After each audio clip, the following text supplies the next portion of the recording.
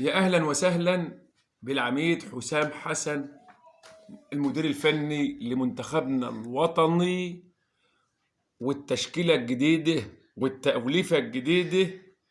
وشكل المنتخب هيبقى منتخب على قدوم حسام حسن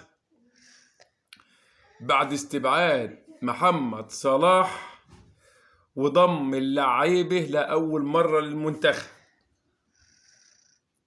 وحمد لله على السلامة يا مجدي يا قفشة، انت وحسين الشحات في التوليفة الجديدة. انضمام لعيبة جديدة وشكله هيبقى منتخب اللي احنا بندور عليه. بسم الله الرحمن الرحيم. اهلا وسهلا بكل حبايبنا ومتابعينا في كل مكان، وكل سنة وانتم طيبين بقدوم شهر رمضان، ويا رب اجعله شهر سعيد علينا وعلى الأمة الإسلامية بخير. نخش على قائمة المنتخب اللي العميد حسام حسن اختارها وضمها للمعسكر مارس إن شاء الله. أول حاجة هنخش على حراسة المرمى اللي الكابتن حسام حسن اختارها للمنتخب. حسام حسن ضم 4 حراس مرمى: محمد عواد، محمد أبو جبل، المهدي سليمان، مصطفى شوبير، بعد غياب النجم الكبير للإصابة محمد الشناوي، وربنا يرجعه بألف سلام. ضم حراسة المرمى محمد عواد، محمد أبو جبل، المهدي سليمان، مصطفى شوبير. بركاتك يا عم حسام. نخش بقى على خط الدفاع المنتخب. خط الدفاع المنتخب هو مش اسمه خط دفاع المنتخب، ده واخد خط دفاع الأهلي كامل. خط الدفاع بيشمل محمد هاني، أكرم توفيق، محمد حمدي، محمد شكري، أحمد حجازي، محمد عبد المنعم، رامي ربيعة. حمد لله على السلامة، ضمك للمنتخب أحمد رمضان بك. خط الدفاع شامل أهل كله. تاني: محمد هاني، أكرم توفيق، محمد حمدي، محمد شكري، أحمد حجازي، محمد عبد المنعم، رامي ربيعة، أحمد رمضان بك. دي خط دفاع المنتخب. خش بقى على خط الوسط. خط وسط الأهلي كله ما عدا ديانج. يعني ديانج ده لو مصري كان انضم معاه.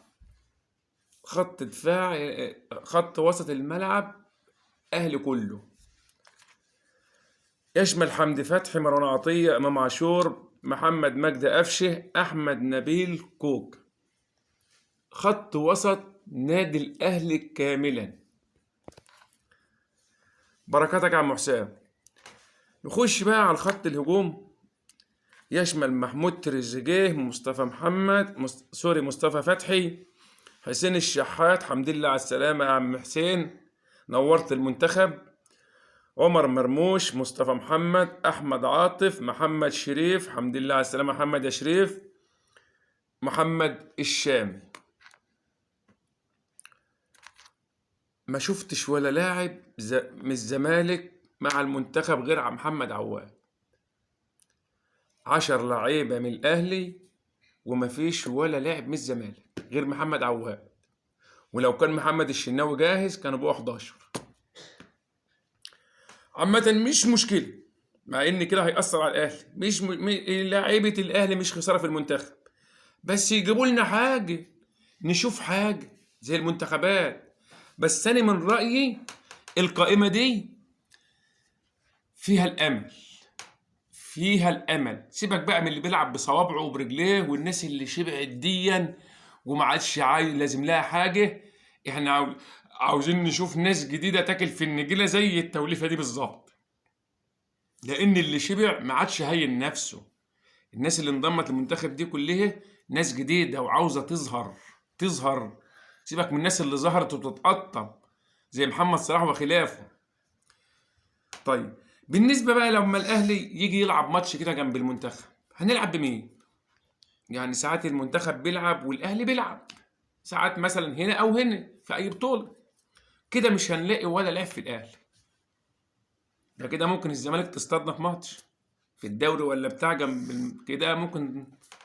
مش مشكله لعيبه الاهلي مش خساره في المنتخب، بس انا شايف من رايي العميد مختار من دماغه حسام حسن، اللي هو نجح بإرادة الشعب، والشعب اللي مختاره هو ده المكان المناسب واختيارات مناسبة بكل أمان. واللي شايف غير كده برضو يقول لنا في التعليقات رأيه.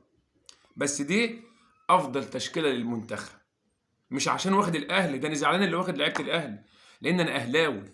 ولو اللعيبة دي بتروح المنتخب وبتصاب لأن اللي بيلعبوا بكل روح، ومش زي اللي بيلعب بخايف على صوابعه واللي خايف على رجليه.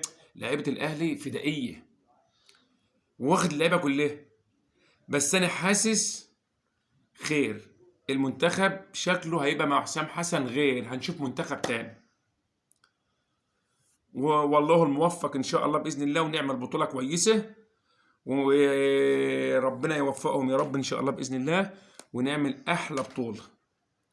ودي وجهه نظري اللي هو اختياراته صح الصح، واللي شايف غير كده يقول لنا في التعليقات. والسلام عليكم ورحمه الله وبركاته.